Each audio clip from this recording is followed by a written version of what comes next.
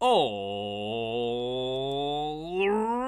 then. Good morning, good evening, good afternoon. Oh no, I hit the wrong button. That's the button I need to hit. Otherwise, you don't see these cool people. Look at them. G'day guys, my name's Michael. I'm the Dead Aussie Gamer. This is my place, this is my face, and welcome to Pathfinder 2nd Edition, 7 Dooms for Sandpoint. Drummond says, I am at work wishing I had gotten more done yesterday. Less than 24 hours, less than 48 hours to get a lot done. That sucks, man. Like, yeah, I've been there. I've definitely had that moment where I've just, recollected, work being a lot more involved than I anticipated. But I wish you all the best, and I hope that at the very least, the game can give you something to make that time fly by, because that's what we're here to do. We're here to play games. We're here to have fun. For those of you who celebrate the festive season, I hope you guys have a good Friday and happy Easter throughout the weekend. I don't celebrate it. I acknowledge it, but yeah,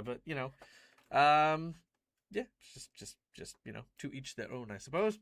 Oh God, why am I over here? You go there? Sorry. I don't know why this is moved. There we go. That'll do. Yeah, there you go. Okay, anyway. Hi. Now, before we begin, of course, let me introduce you to my lovely and amazing Patreons who support the channel, keep the lights on, and allow me to do all these cool and wonderful things, such as aligning my camera when they're not working. Guys, say hello to the folks at home. Hello. Hey, everybody. Hi, everyone. It's so good to see everyone. I hope you guys are keen for today's game. We, of course, have some other people to thank before we kick off into today's session. Starting off with none other than our lovely sponsors, which you can see in chat there. We have people who help us look good, keep the lights on, and yeah, just they just make the channel look the best it can. First of all, we have Hero Forge for the wonderful artwork you can see on screen here. All of our character tokens are made using an amazing 3D model making software that allows us to design, create, and bring to life these characters. So go check out Hero Forge. We then have Sirenscape for the beautiful sound effects you'll hear throughout the course of the game, because I like to immerse my players in the stories and in the adventures we have. And Sirenscape allows me to do so in very, very beautiful ways with a wide variety of soundboards that are perfect for every occasion. So yeah, check that out. And then we have Fantasy Grounds for our VTT of choice. The maps you see behind me, the dice rollers, and all the character sheets and stuff like that are made in this amazing VTT that connects my players from all around the world into this digital space. And I'm not going to lie, having now done a fair amount of playing on Foundry and stuff like that, I will unequivocally tell you that I am not a fan of Foundry. That's it, straight up. I hate having to sort out macros. Whatever. Say whatever you want. It's just a thing. It pisses me off. I should not have to go into the code of any kind of bullshit in order to use battle medicine, but I fucking have to. But I appreciate certain things being a little easier, like shopping and selling stuff, and party management and things. I appreciate certain things like that.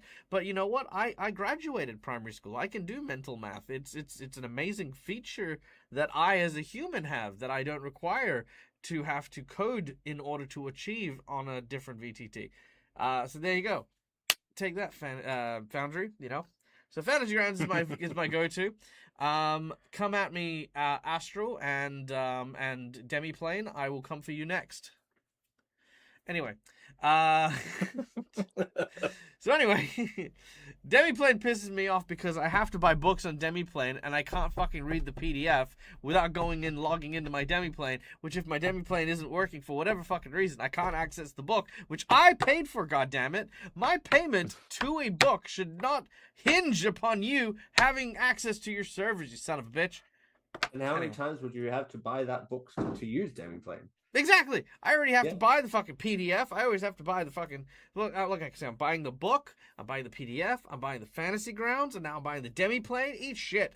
Fucking... Anyway. Sorry, guys. My Aussie's coming out. So yeah, there you go.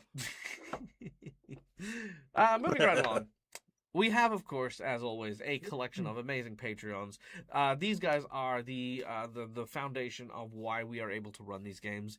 It is through their kindness, their generosity, and of course their very entertaining roleplay that we are able to enjoy today's session. Let us allow them to introduce their characters to you now, starting with our friend Schoolie, who plays the role of Cinderiel. Yes, Sandero, the ever devout worshipper of Samurai, whose sole purpose is basically been to heal, well, mainly Neil's characters, but heal the party with all the loving embrace and all the aim of retribution with all the fiery resolve that she tries to do. And while obviously Blix knows, the rest of the party she's not really admitted to yet because she kind of made a deal with a devil that empowered her sword. Indeed, And she indeed. doesn't want to admit that to Navander because she knows it will probably impact his view of her. Yep, Navander is very judgmental, for sure. That's kind of weird, isn't it? Like, Matt's playing, like, the judgiest character, and Matt himself is, like, the nicest guy. Yeah. There you go. Well, it's all about role-playing different things. It's fair. It's fair. Judge lest thee be judged. Right? Isn't that how it goes? No, it says judge not lest thee be judged. No. Right, it's like right. when in a house throw stones. That's when in a mirrored house when in a glass mirror throw mirrored stones of glass. Yes, that's Mirrored that's stones of glass. Exactly. I see where you're coming from, and I appreciate it. Stones made of glass. Whatever it is, we're throwing rocks. Okay, that's it. The frickin' Losers Club told us that throwing rocks is the correct way to respond to things, and that is by thunder how I'm gonna do it. I agree. I do it in Pathfinder though. I could. I told you about Have I told you about my brick paladin? Yeah, I think you did. There you go. Yes, exactly. Yeah. Yeah. Artemis. Anyway, I'm a variant CA. I'm playing Artemis, a temporarily displaced wizard who is managed to get himself wrapped up in things, much to his detriment, and is currently seeking a way home. Very astute. Well done. Next up, we have Pokemon Steve playing the role of Sato. That's me. And Sato is a lovely young man from Tianxia who has come to Sandpoint to get the glassworks open and to find out just what happened to the pub that his cousin owned and stuff like that. Like, basically, he's trying to repossess all of the things that somehow have been possessed. It turns out, though, that it might be slightly more challenging than he expected because apparently there's a treasure dragon involved that has deeds, and he still hasn't found out, as a character, who provided the deeds to that. But there is going to be a comeuppance at some point in time on this because the player knows. And other than that, he's being worked to death. That he was not the person who gave them the deed to the mansion. Oh, technically it was right, Peyton. Glassworks. Yeah, technically it was Peyton. Right. No, that's right. You're right. Wait, no. I do remember that now. My was the grandfather was party. foolish enough to accept help or like to owe money to a treasure dragon. That's a different story, though. True. All right, and then next up we have, playing the role of Blix the Goblin, our friend Neil from Immersion Diversion. Hello, everybody. Yes, Blix is a goblin, originally from the pit, but he actually kind of got sick of living in the dusky, damp hole. So he wanted to get out and go to Sandpoint. Got lost within the pit, met up with the party, and now he's trying to live in Sandpoint. Now that they showed him the way, but realizing the townspeople have a distrust and dislike of goblins because of previous events that had happened. Blix wants to show them that not all goblins are bad, and that some want to be trusted. Some want to be trusted and helpful, and show that they could be just as good as humans. And he's trying to show that to Navander as well. So Brilliant, love that. All right. And then we have, last but not least, the role of Navanda, played by our dear friend Matt from All Things Fantasy. Good morning, everybody. Yes, I play Navanda, the old man of the group. He does not like goblins. He views them as untrustworthy, unreliable, decides to put themselves in sleeping bags instead of fighting things. Very, very great to stomp on. They're very good meat shields. So that's something. He has been tasked by Father Xantus to stop 7 deadly dooms from approaching Sandpoint, and Vanda has decided that Noalia, the main evil of the town, is once again trying to destroy it for a dark goddess. Indeed, indeed. And the only person who can stop that is a man who apparently now has 2 wives. No, just the one wife. I just have a copy, an extra spare. Wow. Back up. He's a twin wives. That was a bit too far even for me. Well, No. What do we especially because your wife's in chat. redundant array of independent wives. Well, yes. Round? We'll move on. We'll move on from the look. I mean, look. I want to point this out. The Aussie Gamer channel does not condone any one particular lifestyle that people may or may choose. For those of you who do indulge in polyamorous religious beliefs and things like that, by all means, I don't care. You fucking live how you want to live, right? So there's no hate, no disregard, and stuff like that. The interesting thing about what we're talking about here is that. And this is a good segue to it. There are 7 dooms, which of course have come for Sandpoint, as per the name. And one of those dooms was a group known as the Midnight Dawn, who basically tried to clone members of the town in order to replace them with mind-controlling brain monsters. However, before their plan could be actuated, the group managed to stop them in their tracks. This, of course, happened after a clone was made of Navander's wife, Shalelu, a very noteworthy hunter from the town. One believed that they were the real Shalelu and was lobotomized by a bugbear enemy of Shalelu, did some recovery, and has returned, only to find out that they were indeed the clone, and the real Shalelu was kept in the cloning vats, and had only recently been freed by Navander and the crew. So a lot of drama there when it comes to who is the real Shalelu. What is the identity? If you have all of the memories, does that entitle you to the life of someone else? I mean, it's a very, very complex social issue, which I think is a lot of fun. But yes, that is of course only one of the 7 dooms. We also have defeated Rip Nugget, a former enemy of the group, who had transformed into a Grave Knight and come back to exact revenge on the town. You managed to destroy him. You have managed to somewhat put to rest the Chopper, a serial killer's ghost who had come through town, possessed some individuals, and started hacking them to pieces. You've also managed to defeat the Sandpoint Devil-ish. You have defeated them, but they have returned as an evil spectral revenant. That was it. I think you've gotten 4 out of the 7. You've got 3 more. Well, 3.5 more if we count the Chopper thing. And our heroes are amidst trying to solve the next one, which they have just uncovered an army of clockwork soldiers nestled into the pit just up to the north, which is where our adventure is going to commence. But before we do that, we have one last person to thank, and that is our lovely audience members. Guys, thank you for being here, being a part of the show, and having a good time with us. We have a number of ways for you guys to have fun with us while we play. First of all, just by watching the show, you earn channel points that can be used at any point in time to influence the game with Wandering Monsters, Wandering Bosses, Divine Intervention, Divine Healing.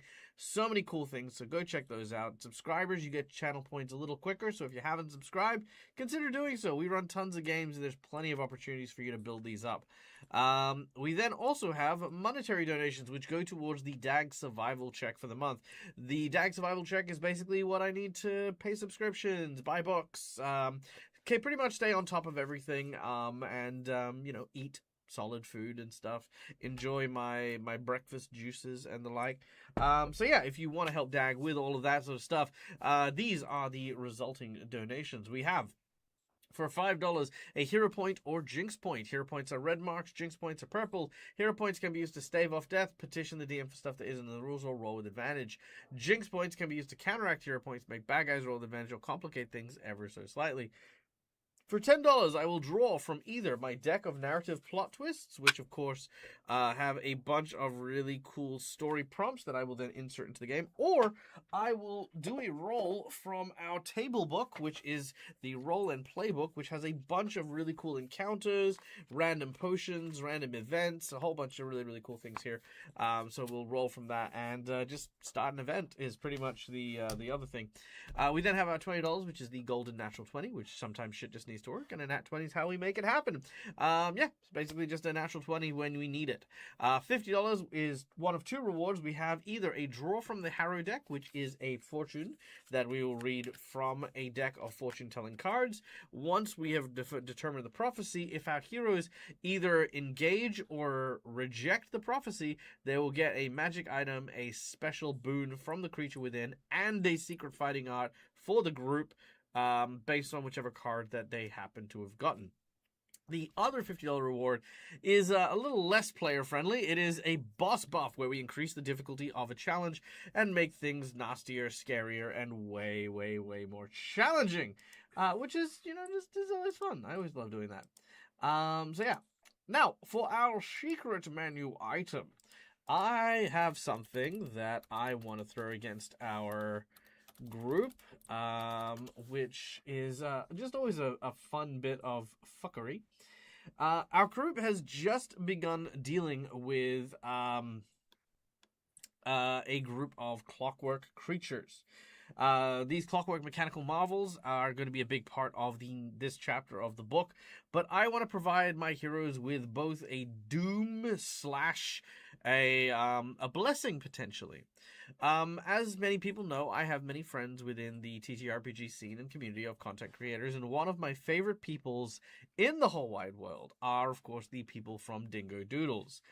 Dingo Doodles runs a amazing show called Fool's Gold, which you can go and watch the adventures of, which is now concluded, by the way, if you haven't watched or caught up to the animation. And in that series, the characters have a giant mechanical dragon that they fly around in, and I think to myself some days, I would like a giant mechanical dragon to be in my games. Oh boy, would I like to have one in my games.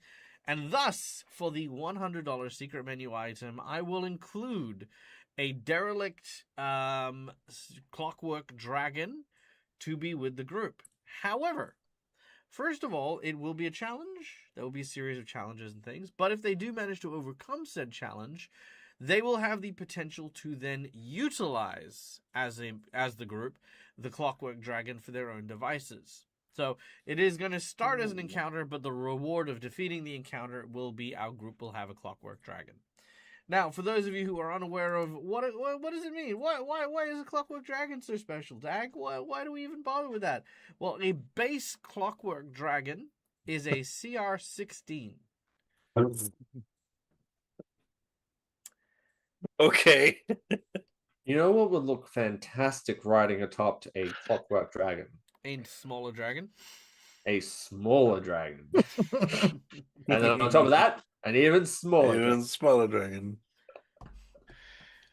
And then inside of that, a dragon in a box. No, sorry. No, you're good. You're good. All right, so that is our secret menu item. The secret menu item is, of course, the clockwork dragon.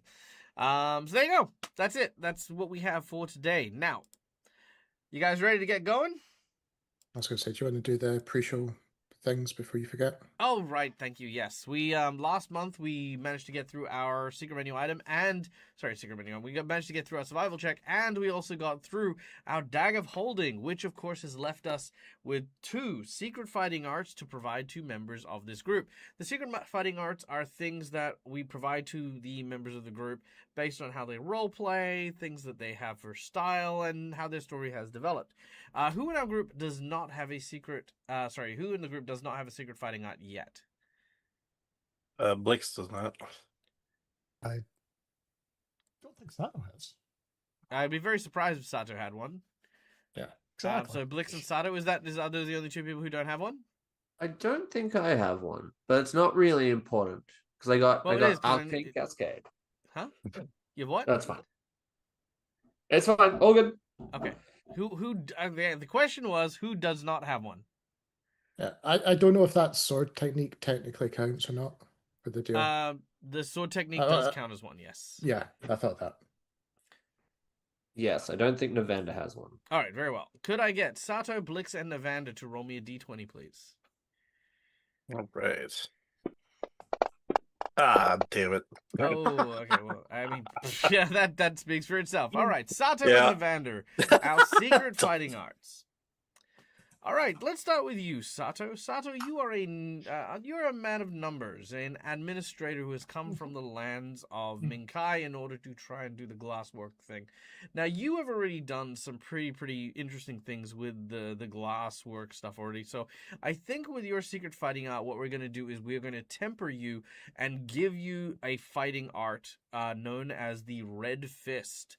The Red Fist fighting art will do pretty much this. Your hands will now automatically be warmer than most, giving you a... so let me just have a look at your unarmed strike here. Alright, so you got your striking hand wraps. We are going to give you... Which are technically on his legs because he's a kicker. Oh, yes. Well, we'll give this to your legs, quote unquote.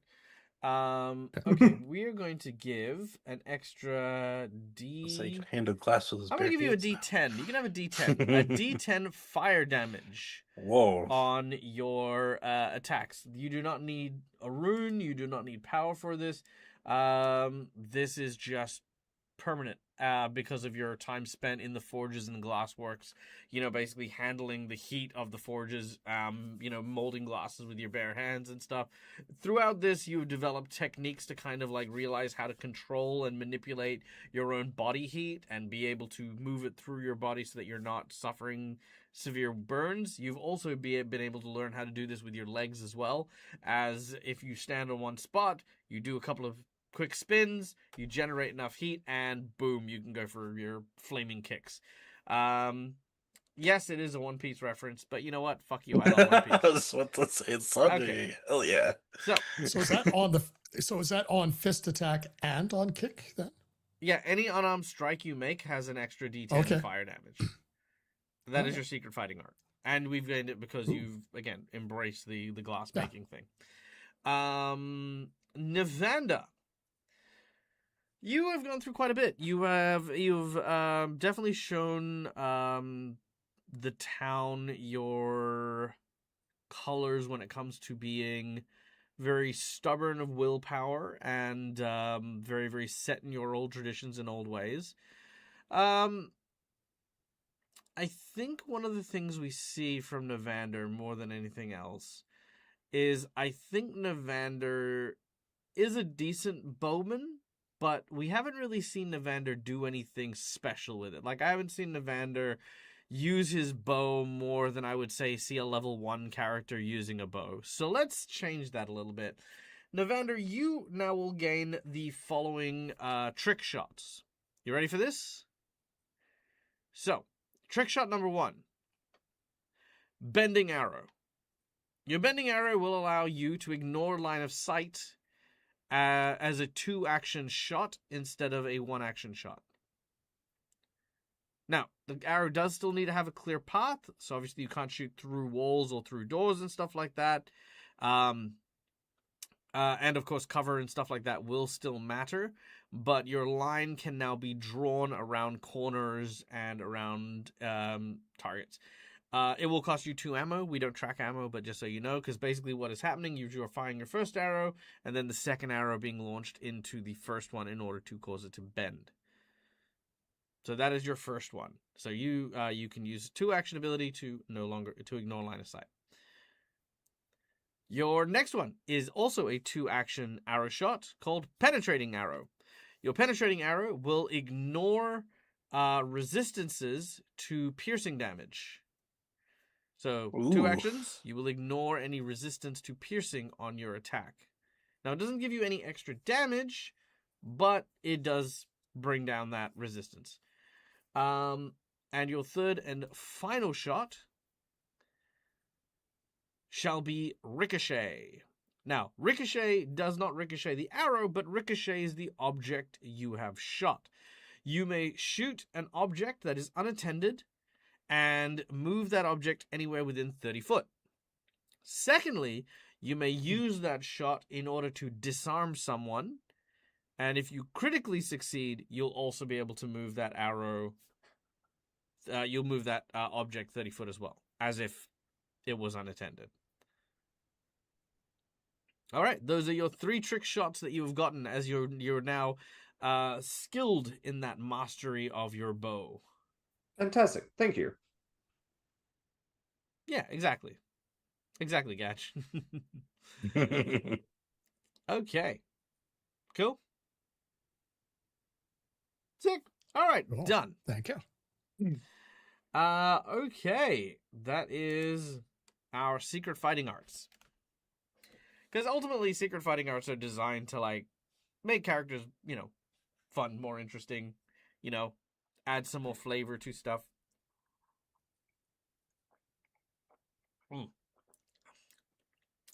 All right. We guys ready to start? Hell yeah. Sounds good. All right. Then, without any further ado, music.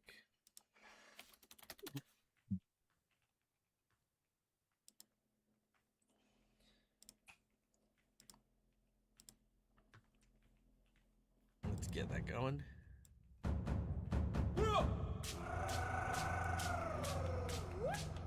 Fuck yeah. All right. So, as we return back into the pit, our heroes face down a what the hell? Quadrage. Trio, duo, trio, quadro? That doesn't sound right. A team of clockwork soldiers who are spinning blades, preparing to rip apart both Artemis and Cindereal, who are currently being forced into quartet. Thank you, Grogan. I don't know why the fuck I couldn't come up with quartet. I feel really stupid now, but thank you. Makes so much sense. Anyway, so yes, as Artemis has managed to hold on to his ground as he is being forced back, unfortunately, Cindereal has lost and slipped their footing as they begin to fall backwards into the swirling blades of these clockwork soldiers. Cindereal, I need a reflex save from you, please. Yeah, I forgot that's how we left it on. Oh no. Yep. Ouch. All right, let's find out what's going to happen. We have 4d12 damage for you. So Artemis is going to spread his fingers. We're going to take a look at other sort of timelines for maybe that didn't happen. I can consider a reroll with a +2 to her. All right, Cindereal, get a reroll with a +2. See if Artemis can see the future enough to be able to save Cindereal. Oh! Apparently he does. Yes, and yes, he does.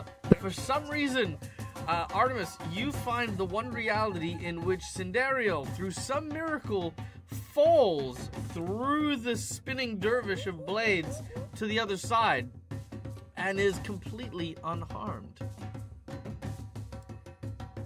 All right. Whoa. Okay, I'm done for the night. The rest is up to you guys. See you later. There you go. You pulled your weight. That's it. You're done now. Yeah. I like to It imagine was just like, I'm going back down the hallway. I like to imagine Sidaro's back on the other side going, I'm Yep. not dead. It's not just that. It's I'm in I'm one alive. piece. Sweet. Okay. Artemis, we are going to start the initiative with you, followed by Sato. All right. What tricks do I have up my sleeve? So these things are, I've now noticed that they don't care about void. Mm-hmm. Magic. That is true. So I'm going to shimmy over. As I also discovered they have attacks of opportunity, and I'm going to reach out and encase Sato in a shimmer of events occurring from each of the choices he makes. I'm casting heroism on you, so you get a +4, +1. Well, I'll just draw it on your card. Very nice. Surging with heroism.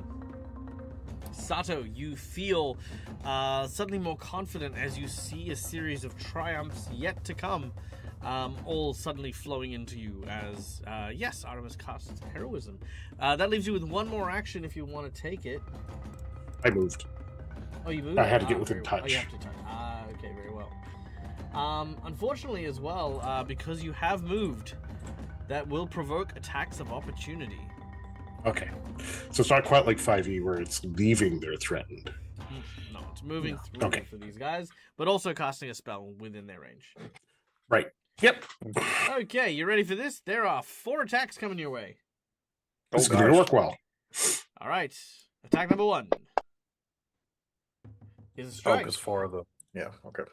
Let's start with the first one. Make that nice and easy. Okay, minimum damage. It's only 10. Second attack. It's only 10. That is a critical hit Nice. for a glorious 29 damage. And down we go. Well, not quite yet. Third attack is another critical hit. Ooh. Are you gonna? Oh, you don't have any hero points. Nope. All right. So third attack will take you down, and because it is a critical hit, unfortunately, that is going to put you on dying 2 for that one. And I need you to roll me 2 percentage, please. 13. That's going to be fine. No extra effects. 41. Also, no extra effects. It's a regular crit for both of them. All right. So with that, Artemis, as you've cast your spell, all of a sudden, almost like literally like clockwork, all 4 of them lower their large spears and as Sato, you see the future as Artemis shows it to you. But then as your mind comes back to reality, you see Artemis has been skewered. And then as these blades pull out, Artemis falls to the ground. One of them still has their attack of opportunity, but otherwise, Sato, we go to you, my friend. Okay. Well, and if I remember correctly, I'm still in dragon stance. That is correct. So he is going to, since there's nothing he can do about the guy who's down, he's going to attack the, he's going to flurry of blows at the ever popular. As far as doing stuff for the guy who's down, if that is an open-ended question and not just a, self-musing, there are a number of things you could potentially do. The first is you could take them out of the kill box. That is a very, very astute thing to do, because right now they are in the middle of potentially 4 attacks and any area of effects that Sindariel may want to throw into that mix. Secondly is you could, of course, secure them with a number of potions that I believe you guys should have at this point, if I'm not mistaken. Or potentially use yourself to shield them by stepping over them and guarding their body with your own. Number of different things you could potentially do. Just because you are not a cleric does not mean you cannot run support on things. That's true. Although I don't seem to have any healing potions, so. No? Scully, confirm that for me. I was going to say, you should have got some from the From the apothecary, the week. the beekeeper. Yeah, we each got Each 3 got- critical. Somehow it's not on my character sheet. Did so. you add it to your character Did sheet? you? Yeah. I probably thought that I did and did not. Very well. What are they? They were graders, right? I believe so, yeah. Yep, healing potion. Yep. clear. That's Yeah, okay. push I player got level you. 12. Let me just. You should put have this up 3 of here. them. The amount of times at Matt's table where people have crammed potions down the throats of people. Yeah, that's true. I Yeah. kind of, if it wasn't for the fact that I could see it totally being abused, I would absolutely make healing potions like something you could do, like contact based. Sorry, to clarify, I Yeah, said but then- greater, yes? Yep, greater level 12 items. Alright, cool, yep. Yeah, but then we'd get into the whole Baldur's Gate thing where we do it and it would be splash damage to heal multiple people. And Exactly, yeah, 100%. Yeah. Although it'd be really funny because if you land a direct hit, it clocks them in the head and they get knocked out. yeah. Okay, cool. So the thing is, okay. So the thing is they actually have all used their reactions, which means that. One still has his reaction. Very Artemis, important. Do I know which one? Which do I know which one still for has the reaction? for the ease of it, I will say that the guy in the south, is the one with his attack of opportunity still remaining. Okay.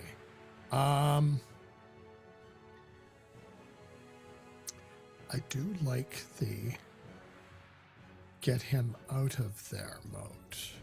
Well, he's not resisting if you would like to. There's a reposition maneuver, but obviously you'll just critically succeed that because he is unconscious. Right. Of course, I'm going to take the attack. So, what I'm going to try and do to see if I can avoid the attack of opportunity is he's going to use his smoke ball Interesting. Okay. on said Clockwork Soldier number 4. Okay, not a problem. You throw your smoke bomb, which of course is going to give you concealment from this creature. As a large plume of smoke explodes in its square. Yeah. That's your first action. That's the first action. And then he's going to try and reposition him to, at least 10 feet behind. Like, so if I move, like, down into this area, I of course can't move him, but that would be the second action. Second action, you're just moving. Well, can I move? Can I drag him? Or Yeah, you can I drag him. reposition him? Yeah, you can drag him. so So essentially. okay, so hold on. Just to be clear, there are 3 maneuvers that could potentially happen. Reposition, which is where you're in a spot and you move someone around where you are. Yeah. Shove, which is where you push someone away from you. And drag, which is where you pull them with you. So in this case, you are I'm conducting... gonna- Yeah, so what you're doing is you're dragging, not repositioning. Yeah. So that's not a problem. Yeah, and You will get an attack of opportunity. This guy, however, you do have concealment, so let's see if he manages to hit you, Sato. He will hit. fair enough. You tried. You take 18 points of damage. And that Okay. is you've smoke the bombed, you've bomb, dragged, you've got the one more move. action. So for the last action, I'm going to try and stuff a greater healing potion down his throat. All right. Very well. The greater healing potion, I believe, does. It should be on his activities, by the way. It's on the sheet, so I should be Oh, able to cool, just drop nice. it on him, I believe. Yeah, drag and drop it on him. So All right. The ruby red liquid pours down Artemis's throat, healing you nearly to full. Amazing. All right, we then go to the Clockwork Soldiers. The Clockwork Soldiers continue their dervishy spinning wheel of death. I need Cindariel to make another reflex save. Oh, I'm going to get pulled in from the other side. Yes, because that's the way it's spinning. Oh, nice. That is not a critical success, but it is a success, meaning being adjacent to them will deal 12 points of damage. Can I do it this way? Maybe I can. did half. You you mean? need to have recorded it as damage rather than just dice picked up. Oh, how do I record it as damage? If you just do slash DMG then space 12, it'll convert a thing to damage roll. Okay, so if I do that, and then I have that. Okay. Yep, Then and then you I- can drag that onto. Alright, boom, 15 damage. Alright, nice. Sweet. Okay, so that's that. That's their actions. This guy, the last remaining of these dudes, is going to just go for Blix, because Blix is right there. He's going to start by activating his defenses. He is going to use his... You know what? He's going to use his fist for his first attack, because I've got an idea here. Alright, success. He will deal 13 damage as he punches you. But as this happens, he automatically grabs you with his hand, which turns into a vice. He then lifts you up, and with his final action, impales you upon his halberd. Oh, not with that, he's not. Alright. So I have a rune that activates upon being grabbed Yeah, sure. on my armor. It is Swallow Spike armor, or Swallow Spike rune. I know that one very well. Yeah. Trigger, you become grabbed, restrained, or otherwise held immobilized in a creature's grasp, such as being engulfed or swallowed. You affect your armor suddenly grows spikes, attacking the triggering creature. That armor makes a melee attack with the attack modifier plus 14 that deals 2d6 piercing damage. Alright. Do it. So plus 14 on it. I think I just had to roll it in chat. 16 probably not. is a 16. miss, unfortunately. Okay. Does it do anything on a miss? Nope, Probably that's not. not how misses work. But Okay, that is done. I know. I just Cinderio, you're up. okay. Now, No, yeah, now Cinderio, because the damage is happening when they activate the ability to spin the buzzsaws and stuff, you don't take damage at the start or at the end of your turn. Just if you're in their square or if you're adjacent at the start of their turn. Yep. So, because this doesn't usually come up, can't remember. Does the 5-foot step actually provoke if it's a careful 5-foot step only? It does not. You can take a careful 5-foot step, and that is no problem. They do have halberds, though, so they do have a 10-foot reach. Yeah, but at least this way it's at least out of 1 of 3. I hope, because of the diagonal. Yes, you will not. One of them won't be able to hit you. Yeah. So a careful 5-foot step, as then she calls on to her god to cure her wounds. Because Alright, that will provoke 2 attacks of opportunity. Yep, do you want to roll them in case they're equipped? No, we didn't interfere with the heal first. I will. Alright, first one is a regular hit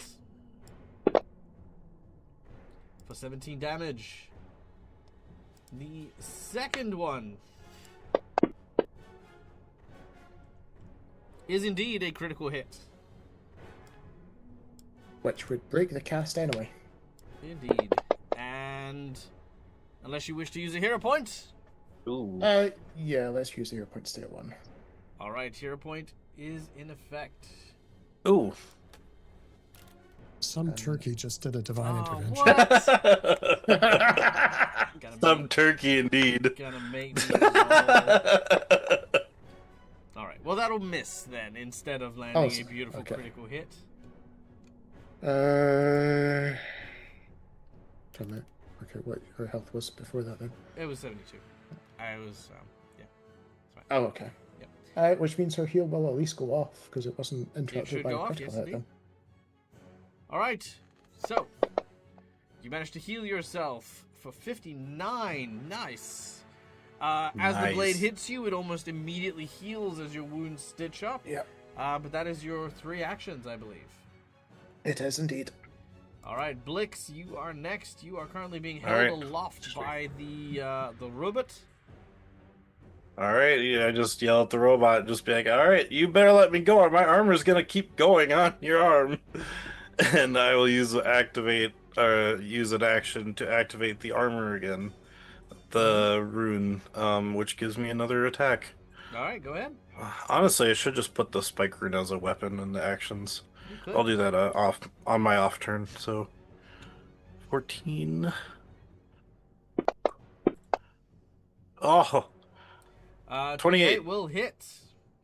all right. So that's 2d6 piercing damage. Mm-hmm. Um, Oh wait, sorry, 26. Oh yeah, no, you're fine. oh, yeah, and if they're swallowing me, it does an additional d6. So yeah, just the 2d6. So it does 8 points of damage. Reduced to 3. Yep, that's fine.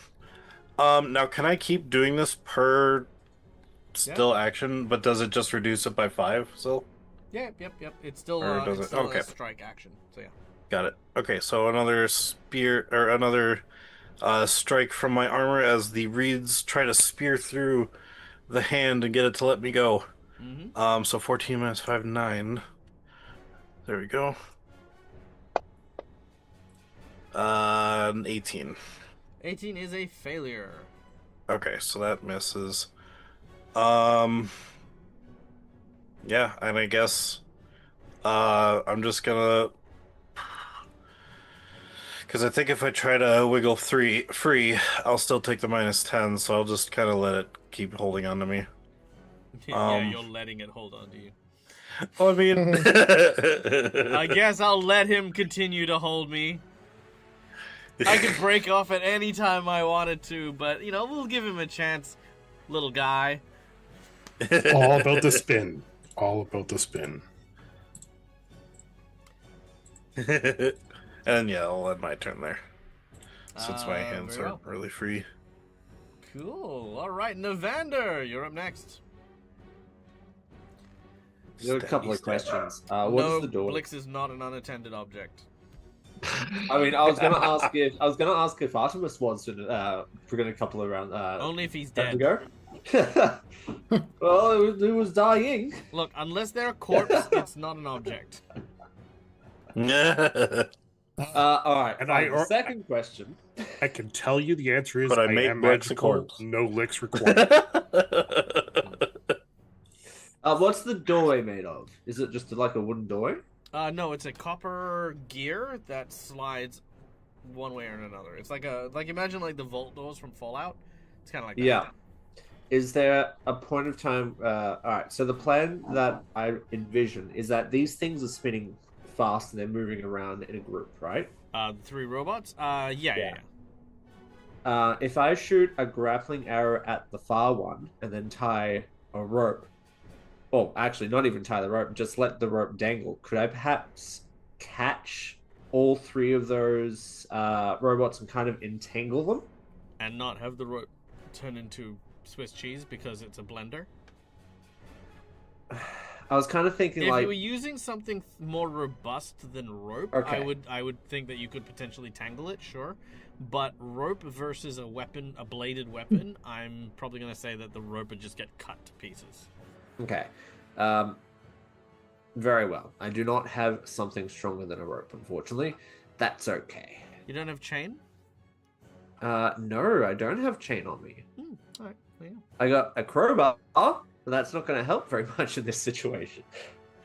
Get into the, I mean, I do that stick it into already. the blades, and it will break. It'll it's like a bicycle wheel, right? That's true. I mean, unless I jam like the crowbar in between the joint and their shoulder, maybe? Or, crazy thought, you use your disarm ability in order to shoot the guy in the middle and create a pathway because he'll drop his weapon on a critical hit, which you have a natural 20. I do have a natural 20 for that too. Let's try that then. Does this count as 2 ammo as well, by the way? 2 ammo? No. 1 ammo, 2 actions for the Fantastic. disarm one. Wonderful. Let's try that then, shall we? We'll try a ricochet shot. I would like to roll it first, if that's okay. Yeah. Wait, a ricochet shot? Yes, absolutely. To try to disarm this guy? Yeah, this is a disarm shot, which is gonna then aim to ricochet. So, yep, not a problem. Make your attack. Which one are you targeting? The middle one? The middle one, yes. Okay. Oh, you don't even need to use your nat 20. Critical hit as you strike at him. So you're still going to deal your damage. Yep. Okay. Fantastic. Very nice. All right. He takes 18 points of damage. Now his halberd flies loose from his hands and lands in your spot of your choice within 30 foot. I haven't really seen anyone use a halberd, have I? No. No, I haven't. I'll shoot it past Sato if that's okay. If I can get it as close towards Sato as possible. Sure. We'll just say it's behind Sato. Like Fantastic. on the side. Yeah, easy. All right, not a problem. Okay, the halberd lands behind Sato. Ding, ding, ding, ding. Good shot. You got one more action.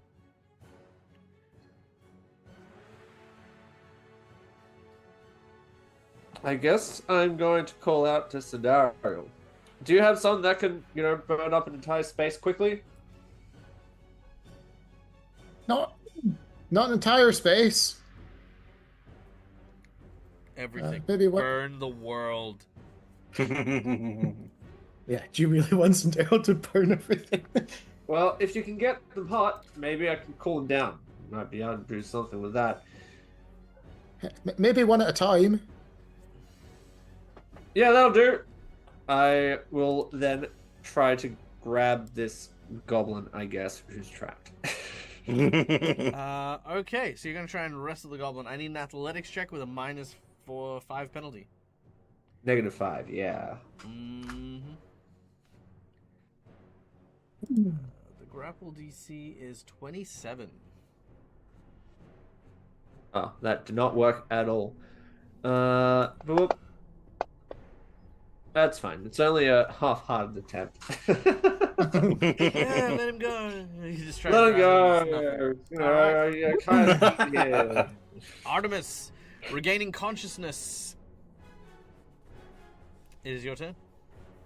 He, struggled to stand up.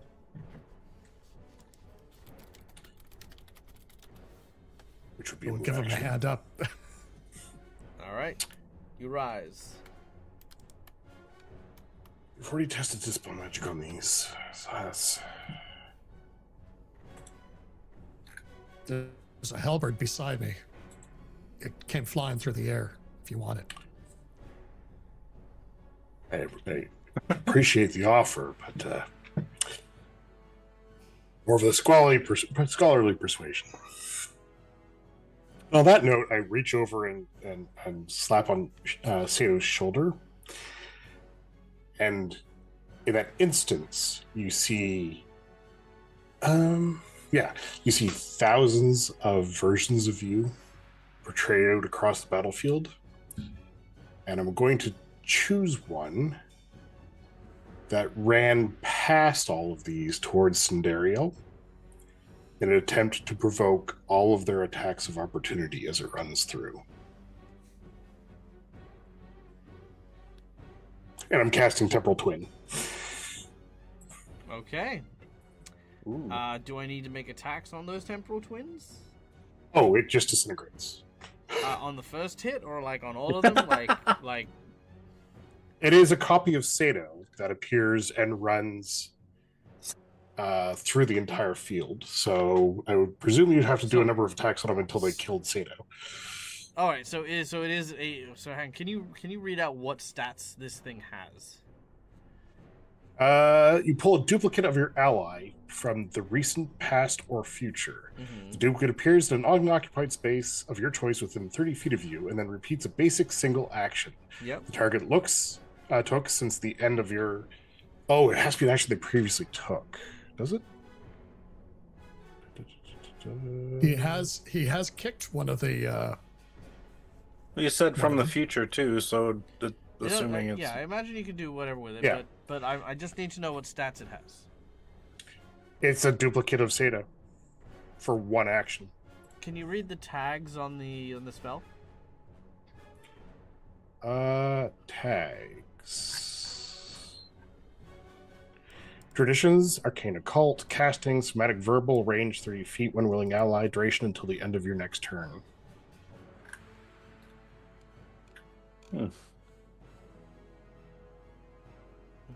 Okay. The target ally spends a reaction to create the duplicate and makes any decisions and rolls.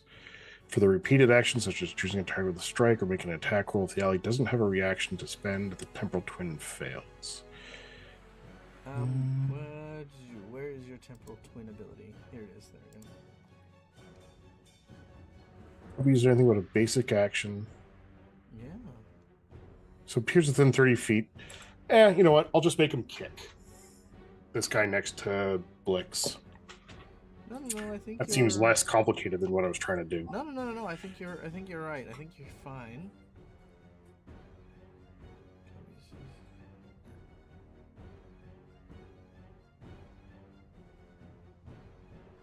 And I can't cast it on more than one person a day.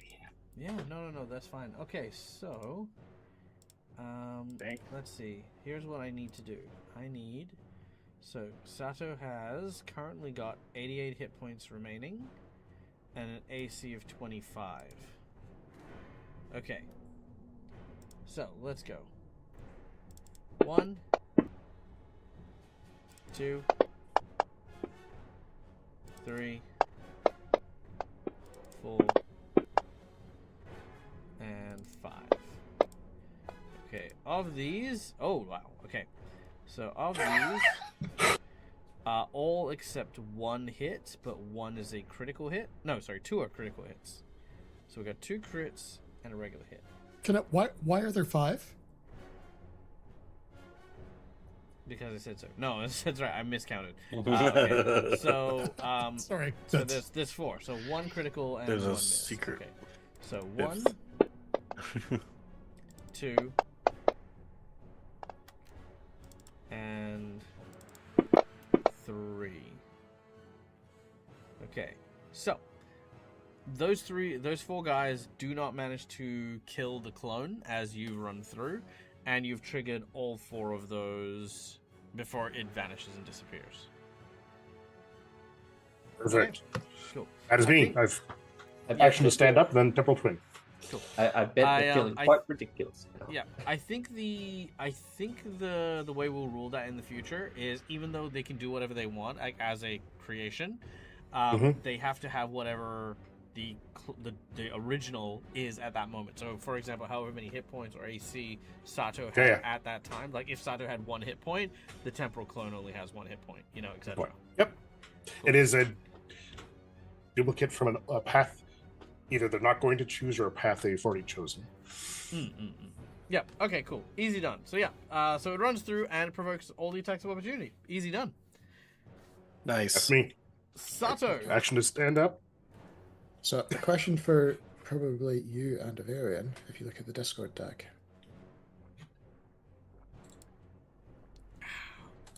From that. Ooh. Let's have a look. It's the twin, right? No, The theater. The theater.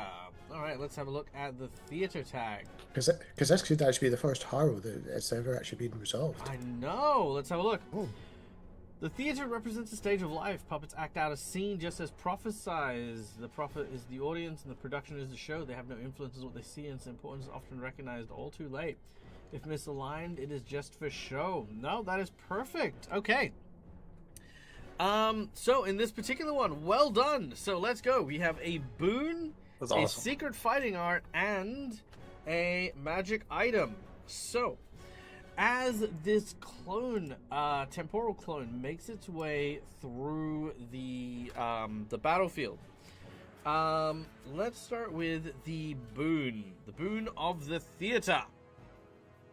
Artemis, Yes. your clone, I'm going to now give an additional ability. Equal to a number of rounds, equal to your level. You may create a duplicate in a non-combat scenario to interact as a perfectly functional clone of the person who you are duplicating. Let's go a number of rounds, minutes. your level in minutes. Okay. Ooh, boy, is Navander going to be in trouble. Now in combat, yeah. Now in combat, that does revert back to Yeah. It does revert back to the normal function, but for now you could potentially use this as an extra thing. In hindsight, given what I know about what's happening in the future with certain things, what we will choose to use this as well is Artemis's ability. You know, your the one that lets you do a reroll. Yep. I'm gonna give. I have two of those. I'm gonna give you one of them as a player. So Oh. that means whatever character you happen to be using, that will be an ability you'll carry across. Yep. Okay. Magic item. Oh, so that was the boon. So magic item. The magic item you'll be provided here. We are going to call this. I'm going to call this the Gloves of Trading Places. All the world's a stage, and each of the people in it a player. While wearing these gloves, you may, as a free action, not an immediate action, but as a free action, you may swap places with another ally. It's just simply the old switcheroo. That's cool. You may also swap an object you are holding with somebody else. So basically, this will work the same way as Thoughtful Gift or stuff like that, where you just teleport. It's whatever it's called, transposition of an object from your hand. And lastly, which is that was the secret. So that was the magic item, the boon, the secret fighting art. So this is the group secret fighting art. Group secret fighting art. Let's go with Allied Provoke. When provoking an attack of opportunity, you may gain an AC bonus equal to the number of allies who are also sharing a threatened area against the target. So in this case, when Sato, or Fake Sato, had run through, Fake Sato could have gotten a +2 AC bonus for Navander and Blix being in those areas there, for example. Alright, so to reiterate again, when provoking attacks of opportunity, creatures within threatened areas of the creature that is making the attack will increase your AC by 1 per creature, and it will stack. Per ally, sorry. That will stack. Okay, just to clarify, Dag, I have 2 reroll abilities. I'm making the assumption that is the one that only targets me and does not give a bonus. No, I will have you have the one that targets other people as well and gives a +2. You may also use this on yourself as well. It is supposed to be. It is a $50 boon. You get the big version. Yep. Nice. The magic item in this case is utility. The secret fighting art is combat, and then your ability is also a utility, but a very versatile one. Yep. Okie doke. Good. And everyone job. gets the Well fighting done. order just then.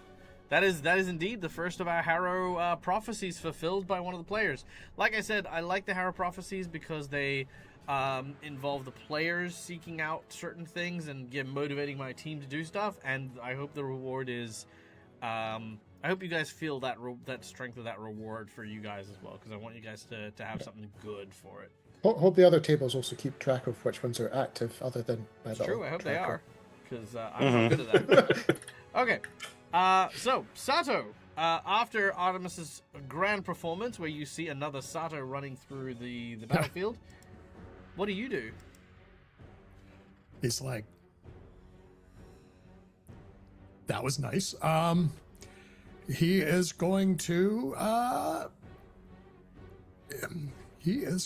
go after Clockwork Soldier 4 and see if he can break Blix free. So he is going Alright. to. Do I want to do it? Do I want the flying kick? Let me ask you no, this: we're just is there gonna any go- reason why Yep. you wouldn't want a flanking? Because I think I actually get more. I made it. Yes, we're going to go for the flying kick dragon tail kick just because for flavor. It's like he's going to like step and both feet going straight at the head of the guy. Good, wonderful. And kicky. Kicky. Well, you have to move over. Aw. So since the pew pew failed, he's going to try for a hero point. You can, yes. Now I want to reiterate. Oh, hold on. Steve, we need to slow down a bit. So, are you moving to a flank position? Because your flying kick will include a movement first. Sure. So essentially, he's may as well go on the full flank. Cool. Now, if that's yeah, doable. Yeah, absolutely. Now, even if we added in the off guard penalty, it still wouldn't hit. But just remember when you make an attack that you want to hit that off G button down the bottom left, just to mark that it's off guard when you go to kick it. Okay. Okay. You may Am I use your still hero preventing off? Am I still well, giving off guard even though I'm grabbed? Oh wait, do you don't have a melee weapon, do you? I technically do, but right now I currently have the bow out. Go over technically. I had the bow out before because I was shooting him with a bow. You were. But I have a knife, so I don't. But did it's you not. draw your on me, knife on at me. any point in time? Not yet. Then you are not even technically Okay. armed. Okay, so does his armor count as a melee weapon? No. So unfortunately, you are in a flanking position, and when Blix draws a weapon, he will be off guard. But until then, he is not off guard, sadly. So don't worry about the off guard thing. But you can still give him a go, give the old kicky kick. Yeah. Well, it's also so we will give that one. Oops, not that one. Drop that. This one, the kicky. Mm-hmm. Which is a hit. And it's a flurry of blows as well. So. Ooh, very nice. So I drop another attack. Oops, sorry, just a second. I have to drop the damage on him first. I did remember to mark him as a target, though. So theoretically, this will. It didn't. You need to. You probably didn't hit store damage, but. Oh, that's it. My apologies. Okay. Which just means My the mistake. second one shouldn't hit the resistance. And it's another hit. So that was okay. So I marked him as target, but I forgot to do the store score. Yeah. I will get this. One day I will get this. So he shouldn't have any resistance on the second one though, because it should only have one resistance total. Yeah. All right. So he should take all 18 damage. I will divulge that onto him. He is number 4.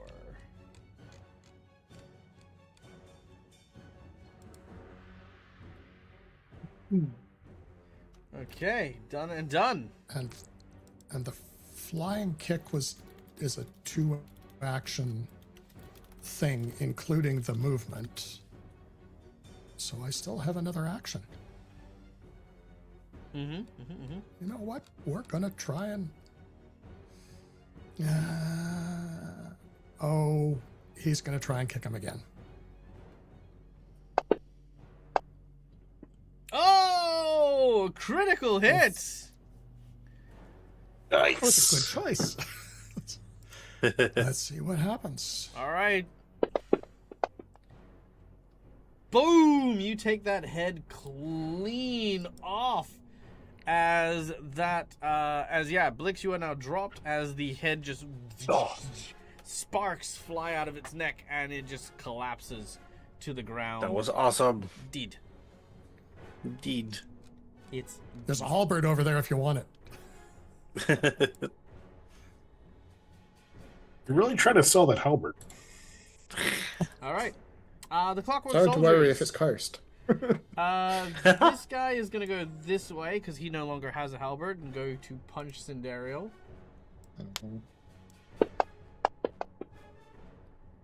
Oof, will miss. What? How dare he? Much better. All right, steps up and clobbers Sindariel for 27 points of damage. Doesn't get any extra critical effects, but Sindariel, you are now grabbed. The next of the clockwork creatures is going to stab Blix. Ah. With a hit. Very nice. A second attack as the halberd swings through, cutting with an upwards strike for another solid blow. Ooh, max damage on that one. And last but certainly not least, Ooh. he swings it around his back and tries to do a horizontal arc across your body, and you manage to duck underneath it as it hits the wall. The third and final of the clockwork golems is going to he's going to come down and move to here, this time using his fist to smack Blix. Ah. Oh, big miss. Still gonna try. He's gonna try again. Oh, another miss. Alright, well, that's all he does. Whoosh, whoosh. Oh. Alright. Done and done. We then go to Sindariel. Yep, and that put a little bit of a kibosh in my plan. Oh. I'm just kind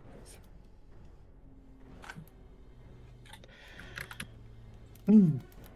So with this thing holding on to Sindero, she's going to take up both of her arms,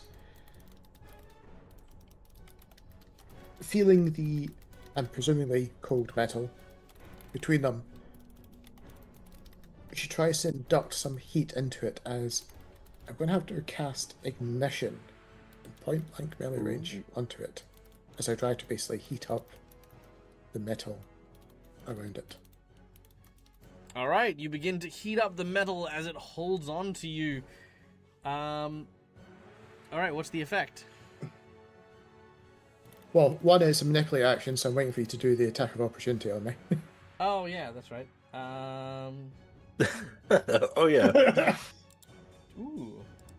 I mean, 2, technically. Really? I shouldn't be in the range of the number 3. It wasn't last time. No. You're in the range of number... yeah, you're in the range of number 3. See? Check it out. Okay. Alright, so number 3 is going to hit you with the halberd. Maybe. If I can drop it on you. There we go. Alright, a single strike. Mm-hmm. Sindariel, you take minimum damage of 10. And the That's good. other golem, the one that actually has you grappled, is going to punch you in the nose. But to no avail. Okay.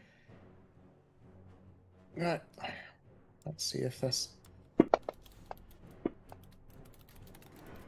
Heck yeah. Okay. So melee damage is the D6s. As it gets heated up for not a lot. Nice. 14 damage is still good. Alright. So yeah, the fire begins to heat up that clockwork metal. It starts to glow bright orange under the stress of the heat. And for her last action, because she realizes this might be a long fight, with her hands still in place, she's going to touch herself with the gloves that she has on. Alright. Which is our healer's gloves. Yep. You use your healing touch and heal 18 points. Nice. Nice. Very nice. Alright. Blix, you're up next. Alright. I need to get away from these things, so I'm going to take a... Because they have reach, so I can't really step. Right? Well, you The can. step You is just need to 5 step feet. twice before you get out of their range. Yep. Oh, okay, yeah. Alright, I'll step twice. I go 5, 10. I'll say, Sato, switch! and then I'm gonna shoot him with my shoot the not Sato, shoot the clockwork number one. Actually, you know what? Clockwork number 3 looks kind of damaged. I'm gonna shoot that one. Sure.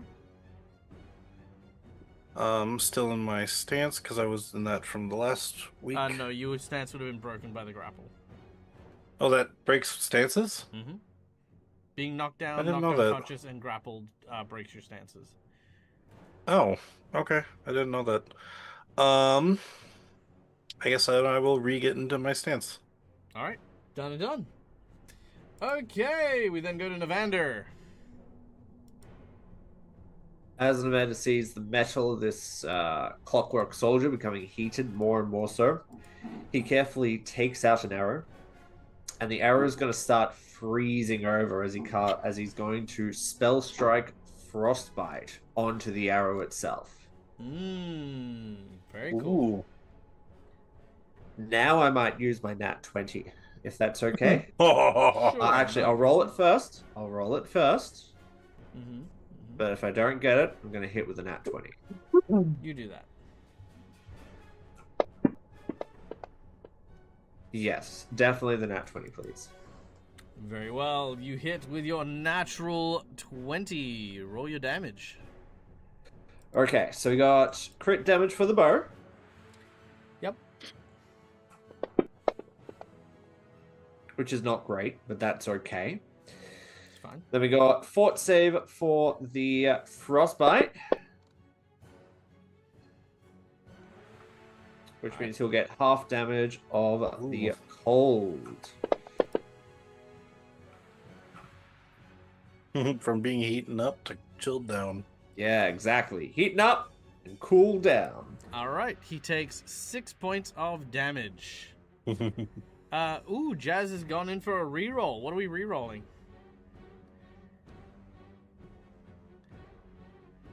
What do we want to reroll, Jazz? What are we rerolling? This could be really, really bad. Well, we know that Jazz is one of my favorite people, so I mean... Yeah, exactly. I'm hoping it's going to be the save. Yeah, there we go. All right. Give us a reroll on the save, baby. Okay. That's fine. Oh, he still gets the save. Oh, well. Hang on, wait. How did it... Oh, did it... Okay, yeah, no, that's fine. That makes sense. I was wondering what the save DC was. 23? That sounds right. Yeah. 22. 22? Then that should be a critical success. And then he'll take no damage. He won't get any cold damage. All right, no cold damage. Damn it. Okay. Thank you, Jazz. Action 3 is going to Arcane Cascade. Now, what happens is that the bow itself takes on a rather cool exterior, like It's sunglasses. A pair of sunglasses floats down onto the bow itself. But no, it's kind of like wisps of icy air begins to emanate off the bow itself and off his arms. You look over at Blix and you're like, "This is what a real bow looks like, punk." I was just about to say, I shoot the sunglasses off the bow. How else can he see? It's fine. But that would be Navanda. All right, done and done, which I think brings us back around to Artemis. All right. I'm gonna move up a little bit here.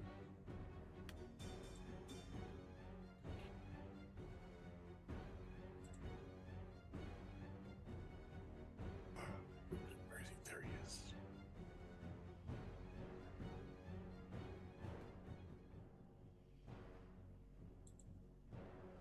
I'm gonna walk over to here.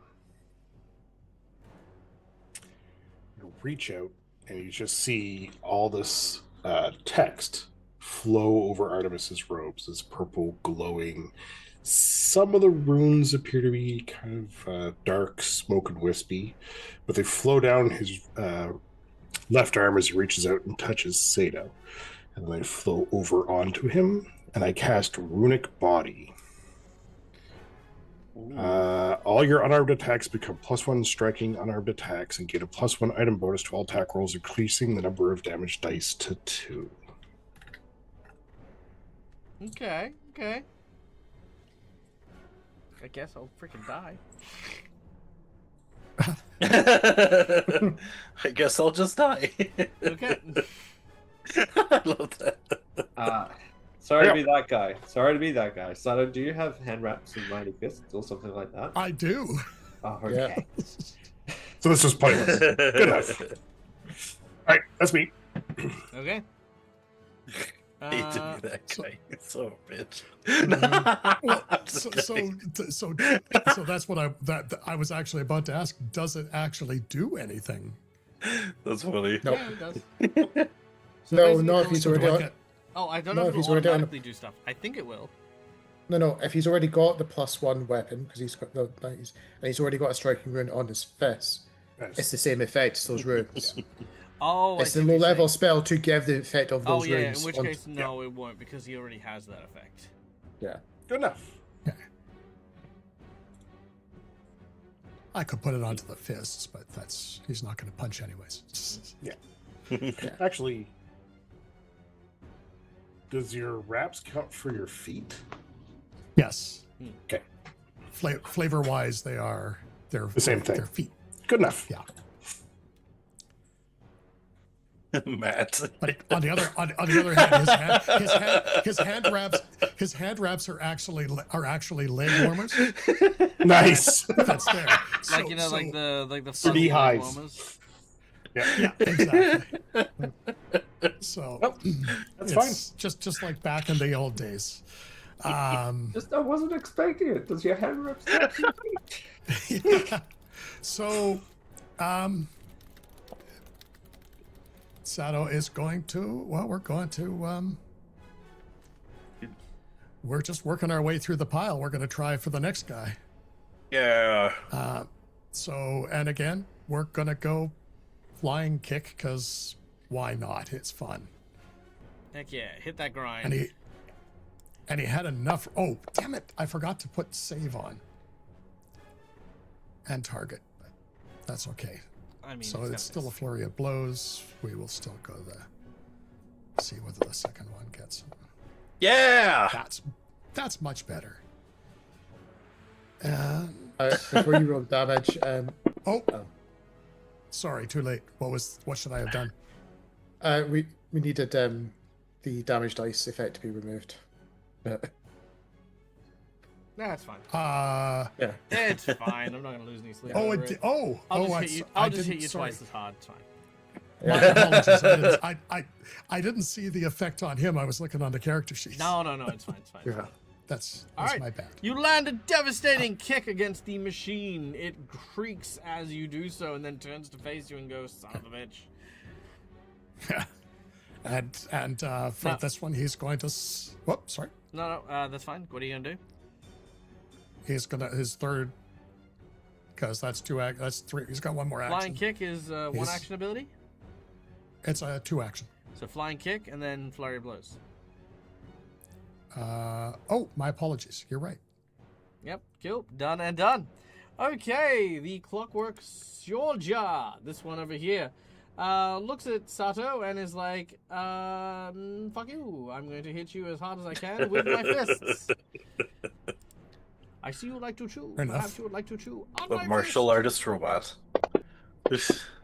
Martial artist robot. Alright. Ding, First ding, attack ding, comes ding, through ding. and clobbers you for 17 damage, grappling you.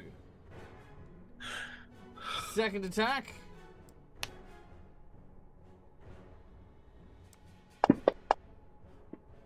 Oh, that's mean. Alright, third attack. Oh, that's even meaner. Alright, I'll roll it. 18. Oh, actually, Well, I was going to say I probably should have rolled a crit for the hit. On the other hand, I got extra damage, so that should be fine. You can if you'd like. If your enemy takes the attack of opportunity. Do you have attack of opportunity? No. All right, then nothing happens. All right. All right. The other robots. Now this robot is gonna just keep punching Cinderio because he does not have a halberd. Do not resist. Quit resisting. Says a very limp Cinderella in this thing's hand. Yeah. Oh my word! Just not even freaking not hitting nothing. So that guy again, you're in its hand, and he's like, stay still. So Cinderella's just trying to move the head either side as it goes. Oh yeah. Oh, a critical hit against Sato from the last remaining robot. 28. It's not going to do anything extra. Alright, next halberd attack. Here we go. Oh, another hit. Okay. Sato is getting hammered. Last attack. Here it comes.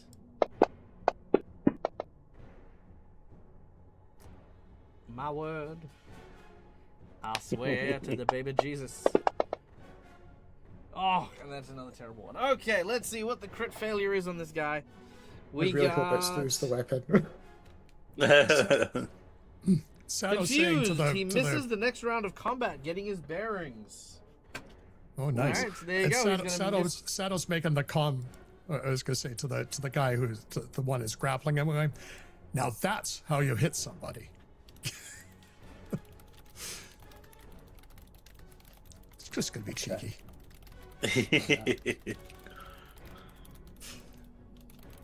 All right. Yep, Cinderio. Yep, just give me a second.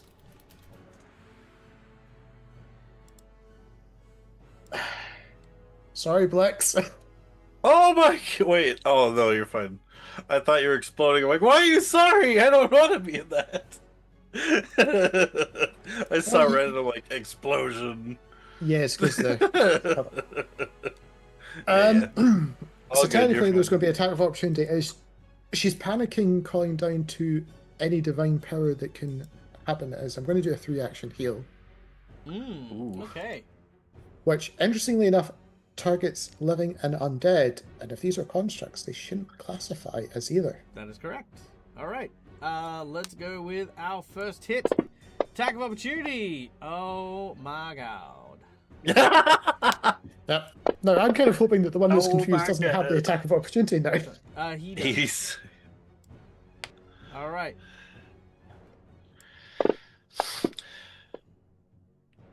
All right, we'll land a hit, but will not crit, which will, of course, mean that your healing spell will go off after I deal a minimum of 10 damage. All right, this pulse of energy flies outwards as fire begins to burn down, but this fire does not harm, it heals, as you feel everyone starting to mend. There we go. All right. Very nice. Oh, man. All that beautiful damage I was doing. All right. Well, that was Actually, down Cinderio. to 20. Blix, you're up Yeah. next. all What do you right. expect of a healer? I know, We're we're just gonna trying to say, kill you. Sato, I will save you with my Right. magic. As I take a Your step fucking healing bullshit. this way, as I take a step so I can avoid shooting Artemis with this, and I'm going to pull out an arrow called a tripwire arrow. As I am going to shoot that at number 1, and I just say, Tripicus, save Sartorius. Then I'm going to shoot it at his legs. Alright. Now I don't know if this technically does the damage and then the part of the arrow effect, or if it just does the arrow effect if I hit. So it says, the arrow unspools a line wire as it flies at its target. The wire animates as it hits a target and attempts to wrap around its legs before vanishing a moment later. So, if you can apply the bow's critical specialization effect, you can choose to knock the target prone instead of pinning the target. If you cannot apply the bow's critical special effect, the effect, you can instead attempt to use the arrow to trip with the athletic skill as if the bow had the trip weapon trait. The arrow's Meniel, do you unwieldy wanna roll the nature attack have. in case you miss and all I of know, that, that's all of the that thing. won't I don't. matter? That is true. I don't know if it does the damage. So roll your attacks Is what I'm- first. Like I said, Okay, none sorry. of that's gonna matter in the slightest if you just miss. Alright, That's a nice. critical hit. Critical hit. Okay, now carry on. Sorry. I just wasn't sure if it did It's the fine, damage or if it it's just did the fine. effect. There's an order so to it's- things, and try to go for the Okay. hit first. Otherwise, you're just saying a bunch of stuff that we're gonna have to say again. Got it. Next. Okay. time. So if you can apply the bow's critical specialization effect, Which you which can. I made the crit, you can choose to knock the target prone instead of pinning the target. wanna do I that? don't know. I'll do the pin, yeah. All right. Or Cool. would pinning just make him not move, or would it the knocking him prone help more in this case? Either I one. think. I don't think it matters one way or another. And does it say Okay. you do the damage? It does not. It just says if I hit the target, it does the effect of the arrow. Okay. If it doesn't say But it instead doesn't of, say then- it doesn't do the Yeah, damage. exactly. So yeah, roll your damage normally. Okay, cool. Sweet. And since I was in my point blank, I get 2 more damage to the attack. Oops, come on. There we go. Hiya! It is dead. There. I like cut its legs off as with the tripwire, Oh, then it's and then alive. it just falls over. No, wait, what? Yeah, if you're only cutting off its legs, none of its crucial systems Oh, are in its legs, so that's- it'll crawl towards you and start beating you up still. Hmm. Just flavor that. All right, fine. Yes, I just destroy it. There's flavor, Michael. Oh, am I being mean? But okay.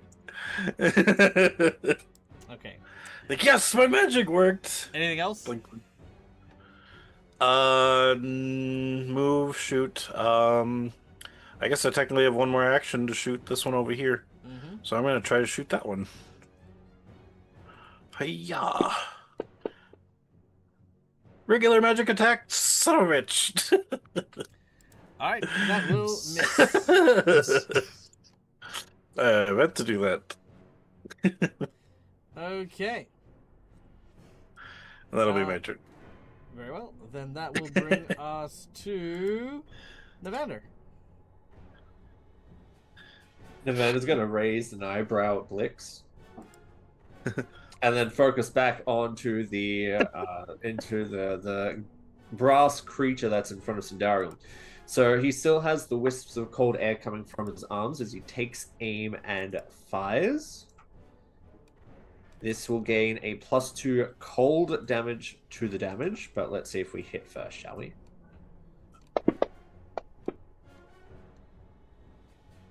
That will That's hit. a respectable hit. Most are crits. That's okay. Oh, add the +2, so that would be 20. Sorry, but I don't think it matters much, does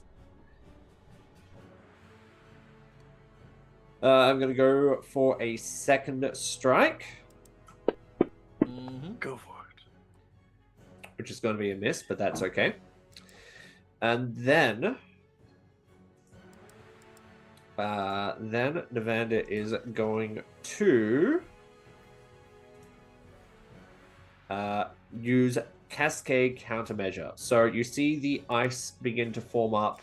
So the wisps of air, cold air that's coming from Navander's forearms are going to become somewhat solidified Mm-hmm. as he creates like a magic shield over his forearms, which only really stops magic attacks. But importantly, it refreshes his spell strike. And that would be the end of his turn. Ooh. I like it. Artemis, we're back up to you.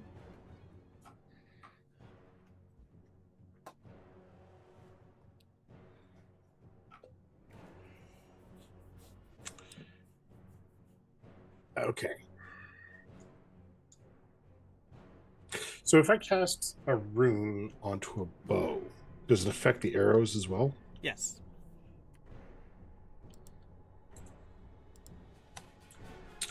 I'm going to move over here. Mostly because if it didn't, it would be a very weird bow. Yeah, it'd be like back in the days of first edition where you cast magic on the arrows, not the bow. Like what I'm doing right now, using magical arrows. I'm going to take my staff and rub it along the arm of my robe. Whoa, whoa, whoa, whoa. This is a PG show. Not anymore, it's not. The static charge, I'm going to discharge that into Nevander's bow, casting Conductive Weapon. Ooh. Basically, it will change the extra die to a die 12 because they're metallic creatures. Alright, do it. No, it zapped me. Static. Oh, shock. That's all you hear now. Stand up and end.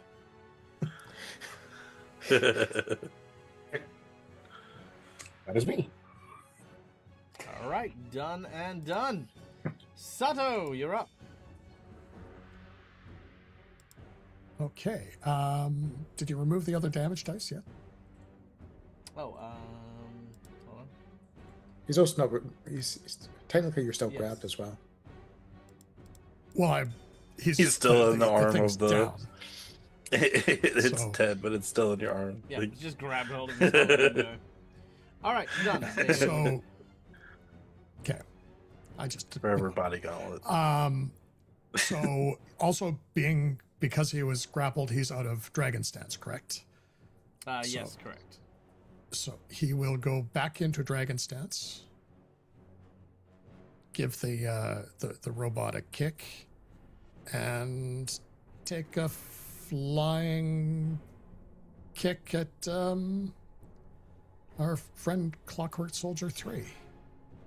Alright. Your flying kick sends you through the air as you soar Oops. towards this guy, Ping mode. attempting to Where's my land a target solid mode? kick. You're starting to feel the fatigue of your battle as you've gone from these kicks to kicks to kicks to kicks to He's- flying kick. We're now in like round 5. You've been fighting. He's definitely.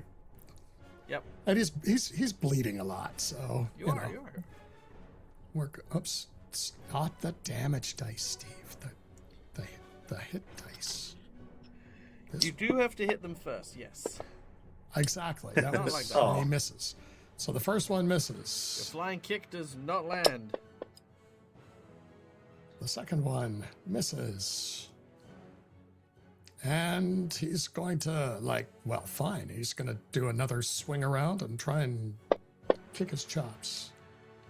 And that'll miss. And he misses. He's Okay. obviously So to tired. clarify, you're using flying kick, then flurry of blows, yeah? Oh yeah, sorry, I didn't get the Just extra remember one. that That's- that is the order that you're doing Yes. it, because remember, flying kick is a Yeah. 2-action ability. Yes, my mistake. Yeah. No, it's fine, it's fine, it's fine. That's It doesn't change any actual thing that you're doing. Yeah. It's just you need to make sure that's in Yeah. the mindset. Yeah. Yes, All yeah. right. The clockwork creatures. Cindereal. One purse. Here's Oh. what he's going to do. He is going to start rotating his wrist 360 degrees. He is going to stop fighting like a human, as he now rotates you and turns you into a buzzsaw, very similar to the way that they were creating the wall.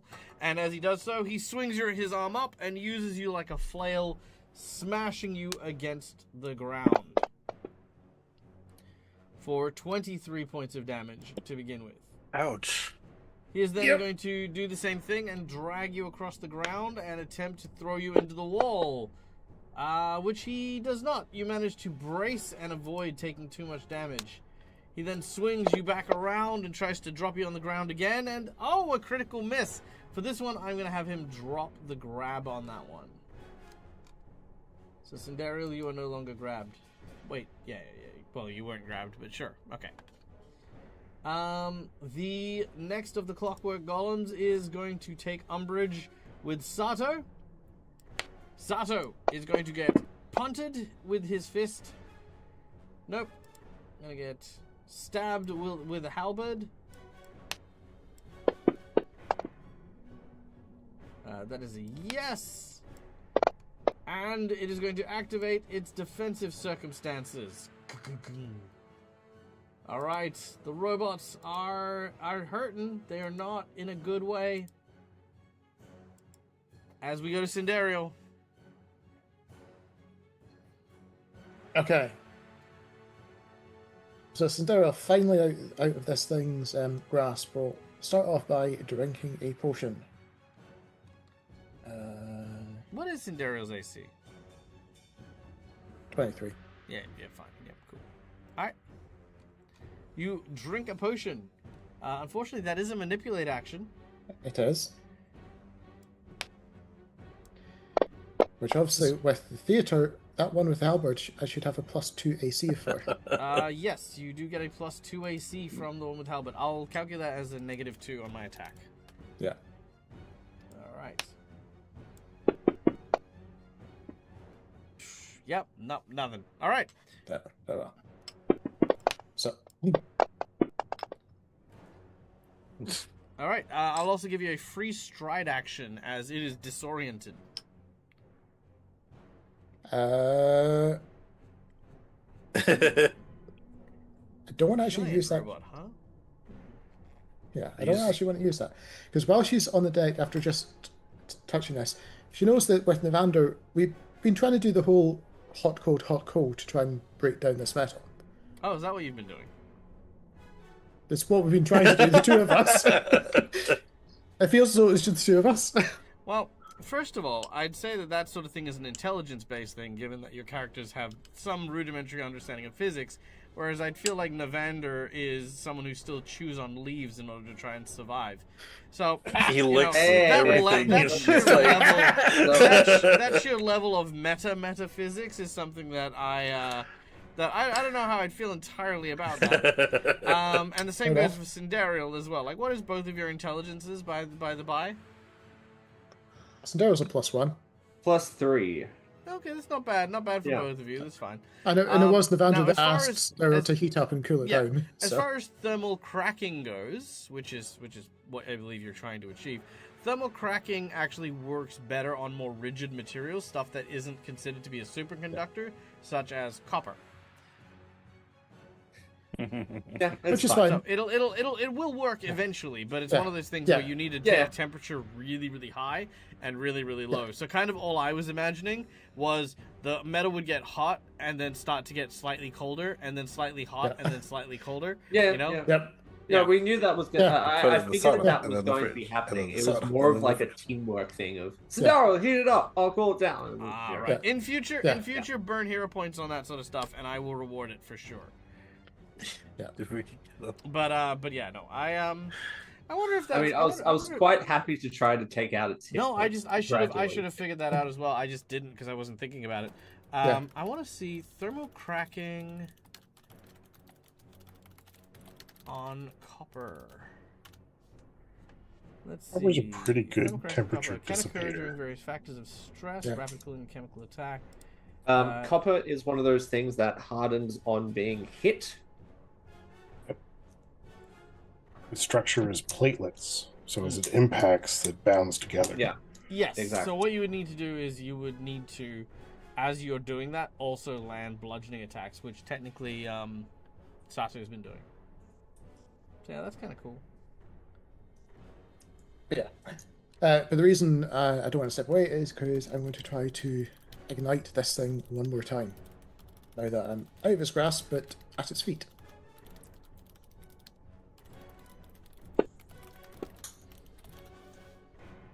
Nice.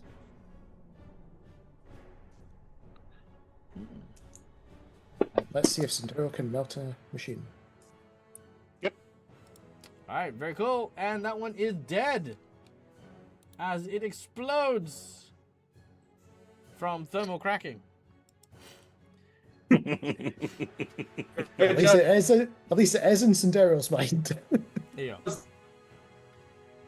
Daryl, you're again. No, the wombats are gone from that.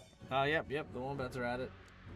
The thermal he- explosion he caused says his something very wiring to get witty and gives severed. you a thumbs up. Yep. Seems pretty Blix is happy up about it, next. though. Oh, he's back. Shh, Oh, shh. you back? Hi, Matt. Nope. All right, Blix, you're up next. Yeah. All right. Let's finish this. And Blix is going to move closer to get over here. 5, 10. I think I could still hit him from here. And I'm going to use my last 2 actions to do a double shot. I can take a -2 to make my 1-2 shots. The same as my first roll, just out of -2. So yeah, here we go. Yeah. So number 1 is a 29. 29 will And hit. I'm in my so yeah. So 9 damage on that. Very nice. Second shot, also at a -2. Hiya. Ah, just a miss. Will hit. Dang it. All right. Blix, the last arrow slides out of my fingers. I'm like, dang it. And yeah, that'll be my turn. I moved and a double shot. Move and double shot. All right, done and done. Navander, you're up. All right. Navander's hair's starting to come out to the sides underneath his hat as he's holding onto this conducting lightning bow. He is going to. Yeah, why not? Why not? He's going to lean into it. So the arrow is going to start crackling its with electricity, extra electricity, as he does so, as he's going to attempt to cast. Actually, that might be a bad idea. It's fine. I'll keep going. As he casts spell strikes with electric arc. All right, this let's guy. do it. Ooh. Extra lightning. Woo! How can that go wrong? What could go wrong? A 26. All right, 26 will hit. So what should automatically do the thing, right? Yeah. Ooh, that's nice. 23 points of damage. It is not looking good.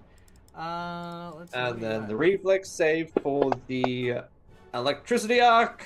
Takes half damage. Very well. That's fine.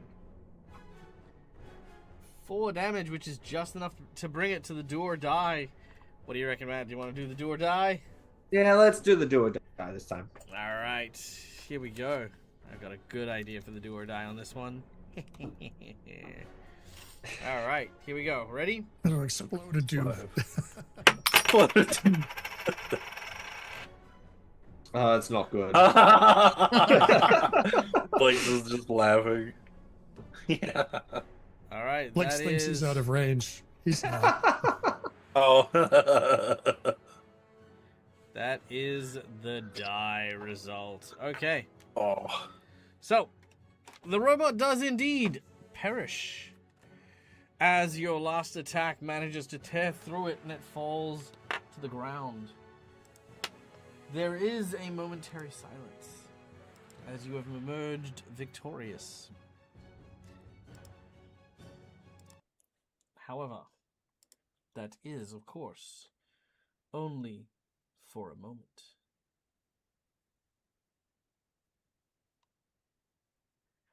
All of a sudden, Blix is like, we did it, we did it. all of a sudden, the construct pieces begin to assemble.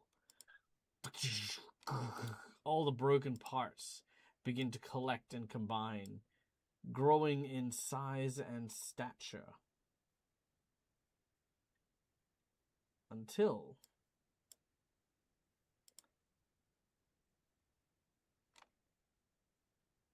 one second. Just need to check something. that is until now standing before you